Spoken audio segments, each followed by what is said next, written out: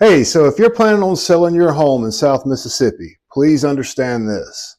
There is a lot of sellers who leave thousands of dollars on the table because of very avoidable mistakes. And in this video, we're going to talk about the top 7 mistakes that I've seen sellers make that have cost them literally thousands of dollars. My name is Steve Paulman. I'm a licensed agent with Dunbar Real Estate in Hattiesburg, Mississippi.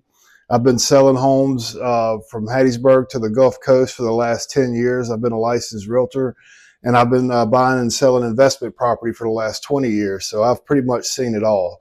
And the 7 mistakes we're about to go over are very avoidable. And if you do make the mistakes, it could potentially cost you thousands of dollars. So the first mistake is the most common that I've seen, and that's overpricing a home. I totally understand why. You know, you purchase a home, you live in it for years, you raise your family in it. It's very easy to get emotionally attached to it. And that home's worth a lot more to you than maybe what the market says it is. And that's totally understandable. But you have to realize that whenever you're getting ready to put your home on the market, if you do overprice it, that causes your home to sit on the market for an extended period of time, and you automatically lose leverage at the negotiating table when a buyer does come along. And this ultimately does cost you thousands of dollars. So it's very important whenever you're sitting with your listing agent and you're trying to figure out what price to start with, your list price, to remove the emotion as much as you can and take a data-driven approach. You know, you want to look at empirical data. What has homes in your neighborhood? What have they sold for recently? You have your listing agent pull those comps and you review them through the eyes of a buyer, and that will help you determine what your house is worth, you know, the fair market value of the house and the good starting point. So the second common mistake kind of goes hand in hand with the first one, and that's relying on online estimate tools. And in Mississippi, at least, we're a non-disclosure state. So that means that the sold price of homes they're not a matter of public record. So these online estimate tools couldn't possibly give you, an accurate answer. They don't have the data to go off of. So when you rely on things like Zestimate and all these other, these mortgage companies' estimate tools, they're just inaccurate. They'll give you a price range, and that's helpful, and use that as a tool along with the comps that your listing agent pulls, but certainly don't rely on the online estimate tool alone, because it's going to be wrong almost every time. So the third mistake that I see a lot of sellers make is relying on generic marketing. It used to be that, you could put a for sale sign in the yard, list it in the MLS, and market it to the masses. That approach just doesn't really work anymore. The reason why is it does nothing to set your home apart from the competition, other homes that are listed for sale. And it also does nothing to create that sense of urgency that's so important when it comes to marketing. And I actually did a whole video on this, and I'll leave a link in the description of this video on my targeted marketing approach. But that's actually a better approach. You figure out who your perfect buyer profile is and then market directly to them. This sets your house apart from the competition, and it creates that sense of urgency. So be sure and check that video out, because it's definitely one you want to watch. The fourth mistake that I see, especially in the South Mississippi market, is underestimating curb appeal. We have a lot of rural areas out down here, and the curb appeal, that's the first impression. That's what buyers see when the first photo on the Zillow listing is always the one that either detracts or deters buyers. So you want to pay attention to stuff like that. Making sure there's no chipped paint on the fascia and soffit. Make sure, obviously, the landscaping is nice. Don't ignore these things.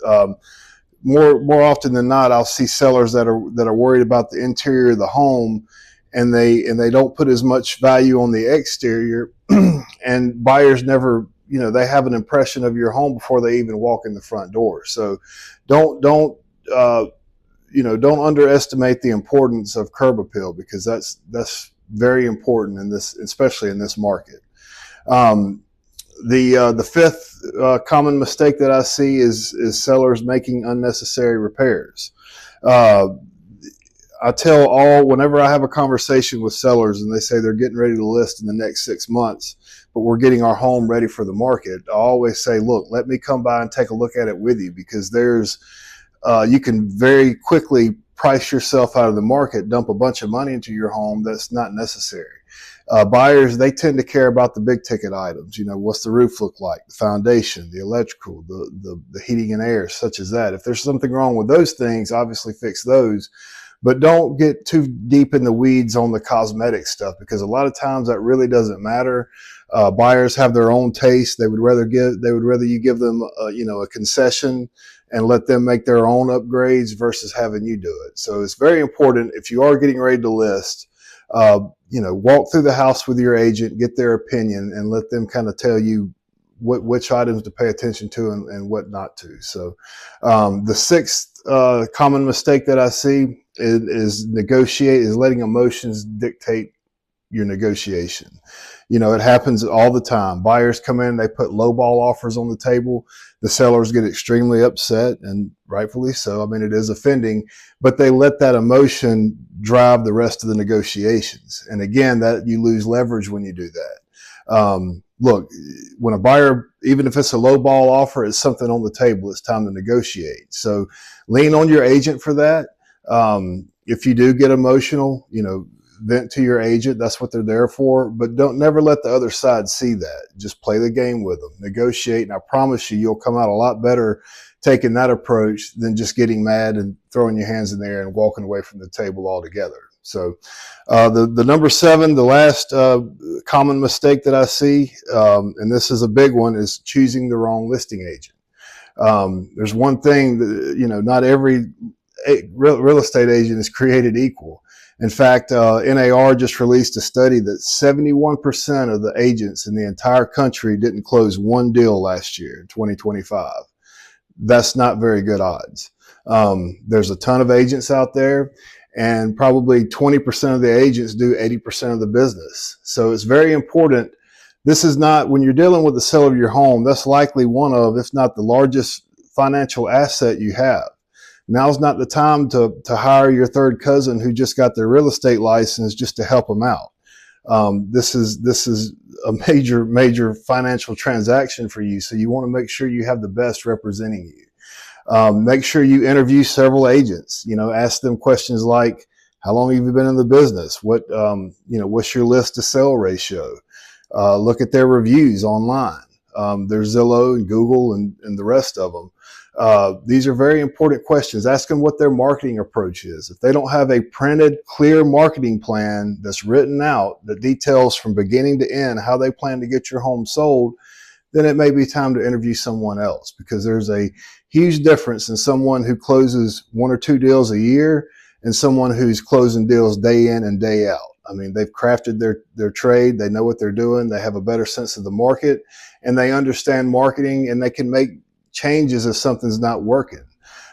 So be sure and interview your agents and make them show you that they are closing transactions consistently, and that they're actually selling homes, and they're not just listing them and letting them sit on the market and they never sell. So that said, I hope you got something out of this video. If you did, please like and subscribe. If you know of anybody looking to buy and sell in South Mississippi, please give me a call. I'd love to have a conversation, and I look forward to the next one. Bye-bye.